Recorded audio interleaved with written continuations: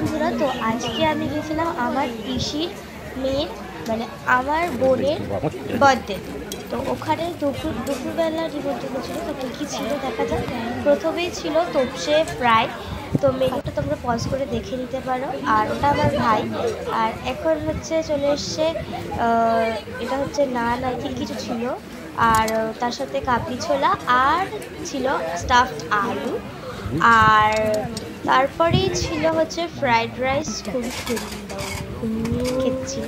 আর chicken কষা, আর আমার পাশে ওটাই দেখাচ্ছিলাম, আমার পাতে পড়েছিল লেগ পিস। এই ছেলেটার স্বভাব কোনোদিনও যাবে না, তুলে তুলে খেয়ে নিচ্ছে পাত থেকে। তো রাইস আমি দুবার নিয়েছিলাম। আর তারপরেই অ্যাজ ইউজুয়াল চাটনি, পাঁপড়, তারপর মিষ্টি 2 রকমের ছিল, মিষ্টি 3 রকমের ছিল, আমি 2 খেয়েছি। তো এটা হচ্ছে আমার কাম্মা আর ওটা আমার মা, সবাই জানে। রসগোল্লাটা খুব ভালো ছিল, সবচেয়ে বেস্ট। নেক্সট ভিডিওতে দেখা হবে, টাটা।